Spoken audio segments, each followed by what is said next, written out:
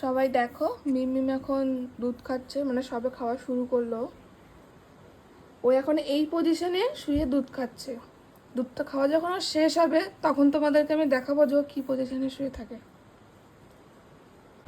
এই দেখো, দোদন খাওয়া শেষ প্রায়, আর ওর অবস্থা দেখো।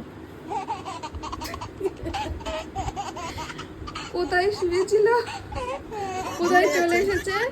এখনো বালিশ দিয়ে মানে কোল থেকে ঝুলে পড়েছে। ও এরকম ঝুলে ঝুলে দোদন খেতে খুব ভালোবাসে। ও বালিশে এরকম ঝুলে ঝুলে দোদন খায়। তারপরে যখন ওকে কাঁধে তুলি, ঢেকুর তোলার সময় ও কাঁধে ঝুলে থাকতে ভালোবাসে। কাঁধ থেকে নামালেই ও কান্না করবে, আর কাঁধে থাকলে ও চুপ করে থাকে। এই হচ্ছে ওর কারবার। এই যে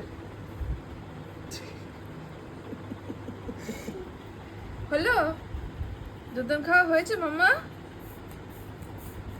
হ্যাঁ হ্যাঁ, খাওয়া হয়েছে। আচ্ছা ঠিক আছে।